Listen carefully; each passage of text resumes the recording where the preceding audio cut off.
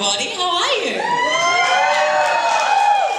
Ladies and gentlemen, and those of you who are yet to decide, I'm excited to be here. Don't tell my mother. I really am. I feel like, I don't know, like award ceremony Barbie or something, because, like, it's a light. So I am from Australia. Thank you. The land of kangaroos, Olivia Newton-John, and throw another shrimp on the Barbie. What if I don't want shrimp thrown on me? Anyway, Australian and American are very similar languages. They are. And I've become quite good with the vernacular of the locals. Instead of footpath, I say sidewalk. Instead of car park, I say parking lot. And instead of ammo, I say poppers. I'm getting all of the important ones down. But that isn't where the similarities end. You see, America is the only country in the world that doesn't use the metric system. So like learning Fahrenheit and ounces and pounds, it can give a girl wrinkles. But one thing that remains universal is that we all measure penises in inches. And cocaine in grams. No, but I've got settled in and acquainted with the setup. I got a gym membership, I got a car and an apartment, and I started injecting fake tan, Botox, and crystal meth. Just kidding. This is a real tan. So Don't Tell My Mother is you know, stories that you probably don't want your mother to hear, and probably your father as well. But growing up, my parents were two of my greatest role models. My mum was a lovely, kind, nurturing woman, and the one thing that I remember her saying the most was, "You can be anything you want to be." Not quite sure this is what she had in mind, but she loves it now. And my dad, well, he kind of marched to the beat of his own drum. His most defining physical feature was this giant moustache on his face, which I think was kind of like his own form of drag. And he looked like a lost member of the Village People. He did. But a way that my parents, a subtle yet poignant way my parents had an influence on me growing up was through their choice of toothbrush colour.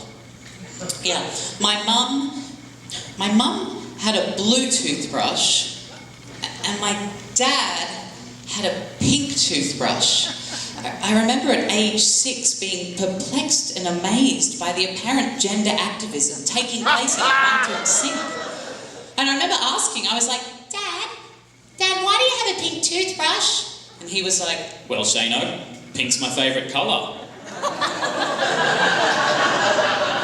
I mean, it made sense. I mean, pink was his favourite colour. It was a pink toothbrush. It's not like it was a black dildo. Look, but my parents made it okay to be different, and that made it okay for me to be different too. My dad had a pink toothbrush, and I felt empowered. I did, and that's a little bit of my childhood. And I've got a little story that I was telling Nikki. It is a story I wouldn't like my mother to hear, but she probably will hear it one day, if not on the YouTube. She's getting very savvy with the Facebook and the YouTube. Hi, Mom. Hi. Switch off now. My first New Year's Eve in Los Angeles, I was working at a bar in West Hollywood, just like hostessing and looking pretty, and I spied this hunky chunk of man, and we locked eyes. We were like dogs at a dog park, just like sniffing around each other, and it was this instant connection, and it was a really busy night, like New Year's Eve, going crazy. And then a first happened for me. It was midnight, and I had my first ever New Year's kiss. And I know. Well, it turns out that it was a first for him as well, because he had never kissed a non-biological female before. Yeah. And so, well, it was nice, it was fun, and then the sort of night ended, we got distracted, but he was going he was going away for 3 weeks on holidays, and I had a gig overseas for 3 weeks well, we call it holidays in Australia. You call it vacation here, sorry. I'll translate.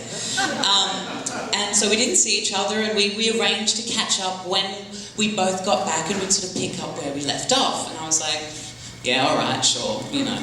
I know how these things work. You know, straight guys, they're great for sex, but let's not fool yourself or him into believing that this vision is anything more than an illusion. And I remember 3 weeks later I got back, I saw him at work, and there was still this magical little spark, and I was like, oh, okay. And that was the night. That was the night that he came back to my place, and we hopped on the good foot and did the bad thing. And yeah, so the first time that we hooked up, he told me that I was his first ever being with not a woman. And I mean, he was practically like a virgin. He was.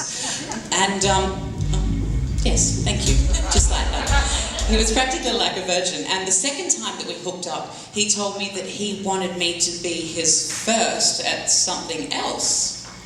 So, he's been to my place. He knows I don't have a glass coffee table. Oh, you want me to... Oh, well, let's just say it hurt too much. And so the third time I had a bottle of poppers at the ready, and turns out this boy is a bottom! Which makes me the hot top. I know, even the straight men in West Hollywood are bottoms, ladies and gentlemen. And I mean, it's quite the sight, because he's a big Adonis of a guy, so it was a little bit like a Rottweiler being fucked by a Pomeranian.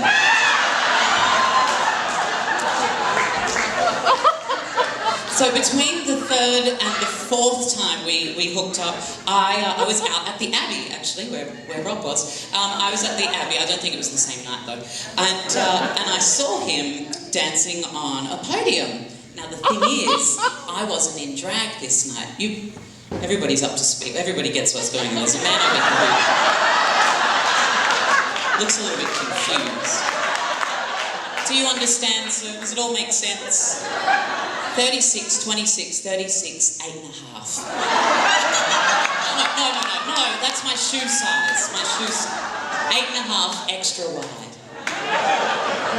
So anyway, I'm there, I'm cross-dressed as a man, and I decide that I'll go over and freak him out.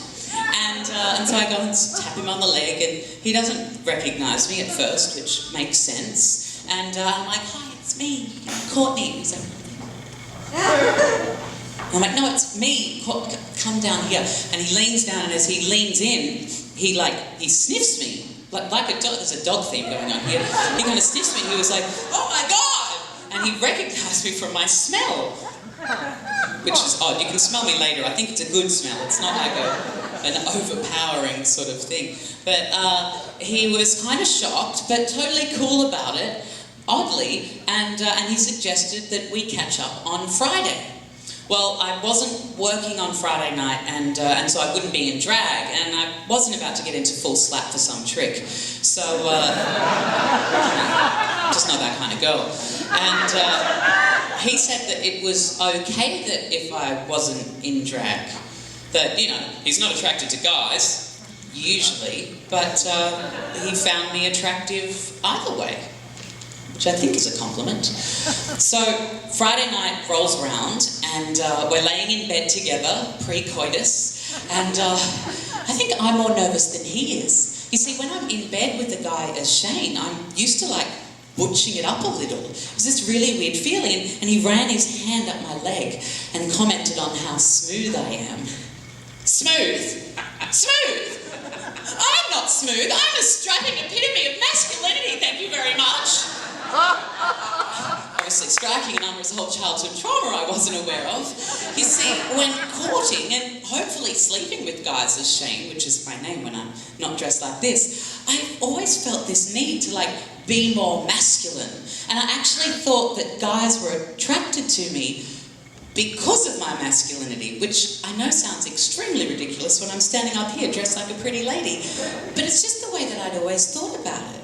And I was kind there with this guy, and I was like, well, he's only ever been with women before, and he's never been with men. And did I need to be more masculine, which I'm not very good at anyway. Did I need to be more feminine? I didn't know what to do, and so I just decided to be me.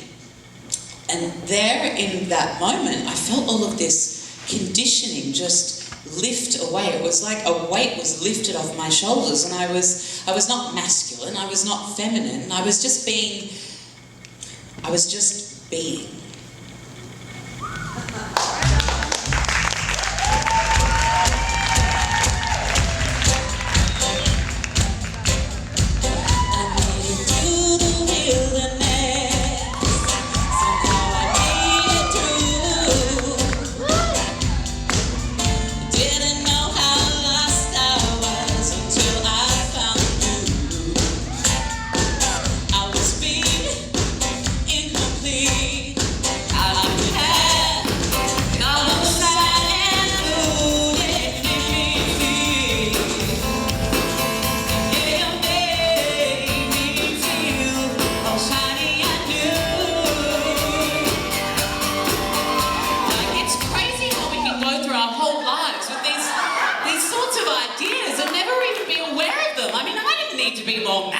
To attract guys, I just needed to be myself. Apparently, in this scenario, the version of myself that's a top, but that's fine.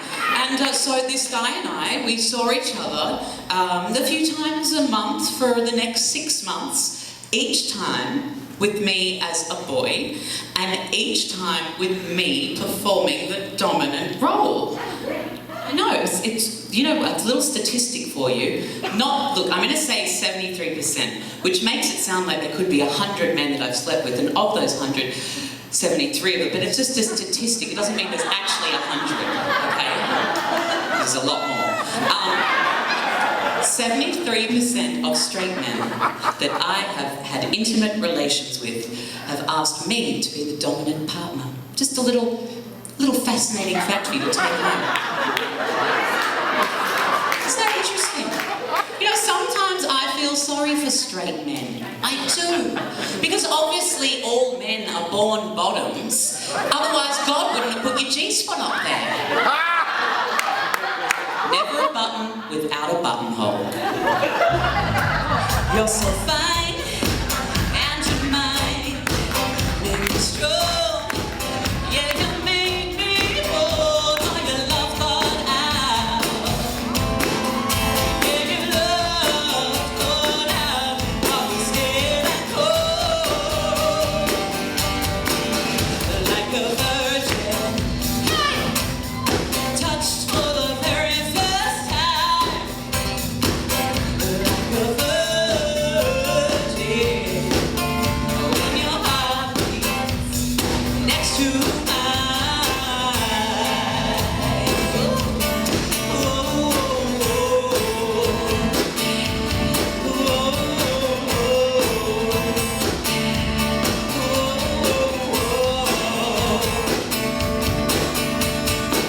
So this guy and I were catching up, hanging out. Thank you guys, bearing with me, thank you. And lovely Abigail band. This is what, don't step, oh yeah, look at that.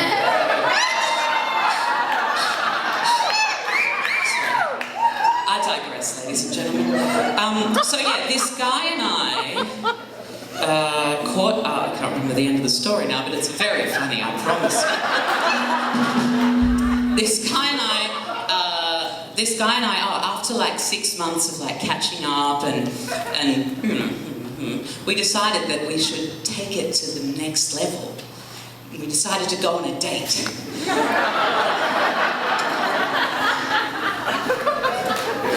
First date, I was so excited. Been pounding his hole for the last 6 months. But he took me to his favourite restaurant. His favourite restaurant. I just had these like visions of like some little French restaurant somewhere in Chateau or something gorgeous. But yeah, he was up on Sunset, a lovely restaurant, that's putting it loosely, cafe perhaps up on Sunset, that it had photographs in the menu. Now, when you're looking for a first date sort of fine dining sort of establishment, you don't want photographs in the menu. Second of all, what I realised was all of the times that we'd hooked up, he was always, well, he was a go-go dancer slash actor slash law student, by the way. Welcome to Hollywood. So all the times that I'd seen him, he was in like hot pants on a podium. And all the times he was at my house, he was very quickly disrobed. And this was the first time I'd really seen him in clothing. And I realised, fuck, you are straight. Like, this like hoodie and sneakers, and he was wearing...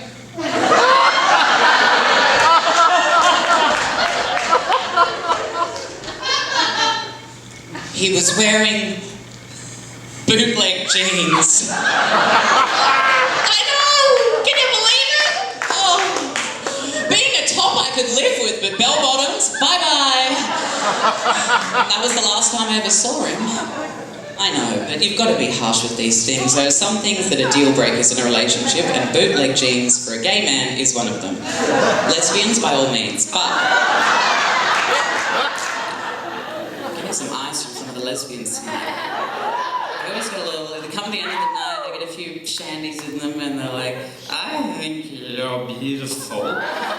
Because, see, lesbians just think of me as a girl with the built-in strap-on. I sort of like transcend the gender barrier when it comes to lesbians. Anyway, so that was the last time I saw him until just last week. I saw him in West Hollywood, and he came up to me and he told me that the time we spent together felt so good to him that now he gets his girlfriend to wear a strap-on. I shit you not. Like a virgin, touched for the very first time. Like a virgin, when your heart beats, I'm thinking another key, next to mine. Like a virgin. Thank you very much. Go tell my mama.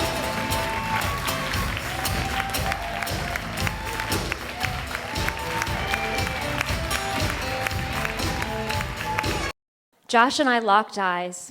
He leaned in so close that I could feel his breath on my face.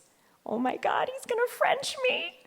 I closed my eyes, and then, out of nowhere, an engine revved from the darkness and a state police car came barreling into the